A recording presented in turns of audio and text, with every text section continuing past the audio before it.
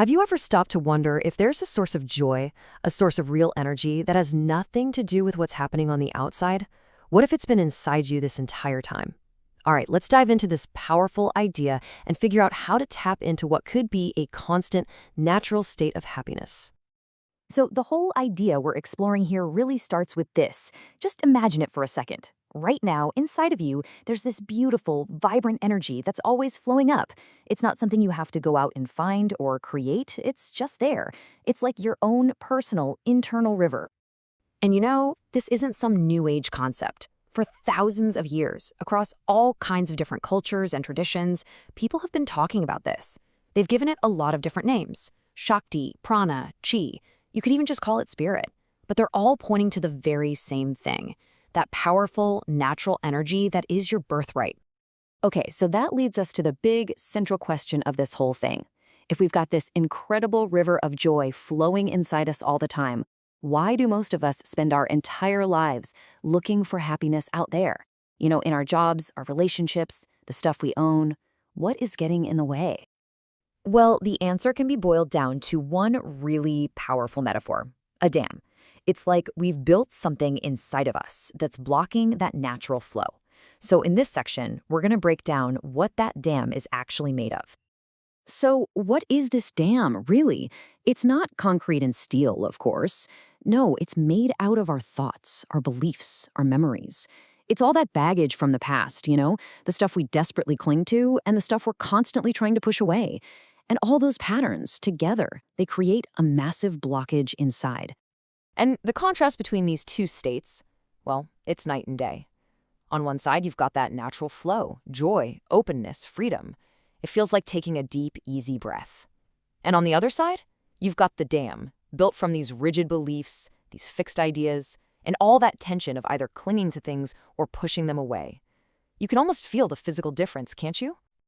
So, because that main river is blocked by the dam, we end up spending our lives chasing these little leaks. These brief moments when a little bit of that energy manages to burst through. We think these leaks are happiness, but really, they're just temporary fixes. So, when do these leaks actually happen? Well, it's in those moments when the ego gets exactly what it wants. You get that promotion, you win an argument, and feel that satisfaction of being right. Or maybe someone you have a crush on flirts back with you. In those tiny moments, the ego just relaxes its grip for a second, and boom, a burst of that beautiful energy flows through. You absolutely know this feeling.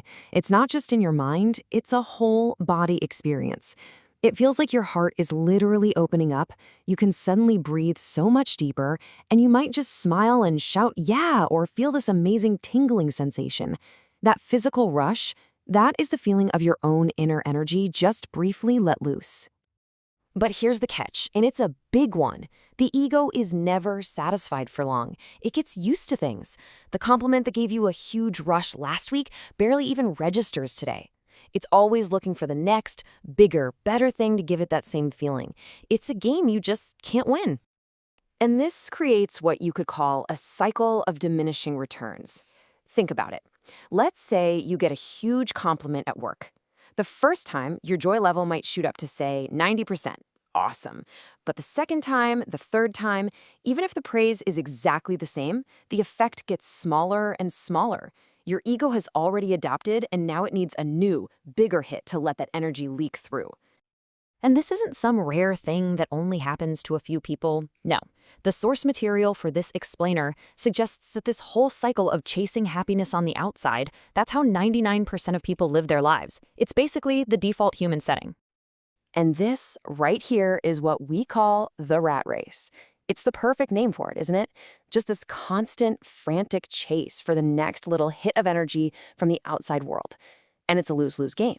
Because even when you win, the feeling doesn't last, and you're right back on that treadmill, chasing the next thing. But there is another way, a completely different approach. Instead of chasing leaks on the outside, a wise person eventually realizes there's a much more direct path. They decide to start working on taking down the dam itself. This question, this is the turning point. This is the aha moment that changes everything. Wait a minute, if the problem, the dam, is inside of me, and the solution, that river of energy, is also inside of me, why in the world am I putting all my effort into the outside world? Why not just work directly on the blockage? And you know what? The actual practice is incredibly simple. It's not about complicated theories or years of study. It all boils down to one thing: noticing. When you feel a disturbance inside, anxiety, jealousy, anger, instead of running from it or pushing it down, you just turn your full healing attention toward it and you just watch. You can even think of it as a little game, the noticing game. Step 1, you just notice a negative emotion pop up. Step 2, you simply put all of your focus on where you feel that in your body. Step 3, you just watch it with curiosity, no judgment. And what you'll find is that it often starts to dissolve all on its own.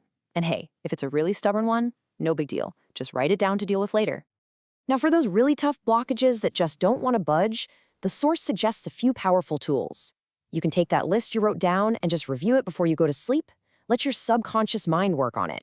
You could explore techniques like EFT, which is also known as tapping, or practice what's called R&R, which is simply a focused intention to relax and release that blocked energy. The real key is just being consistent and committing to stop adding new blockages to the pile. And what's the ultimate goal of all this inner work? What's the grand prize? It's total freedom. The goal is to become 100% independent of the outside world for your happiness. Just imagine that for a second.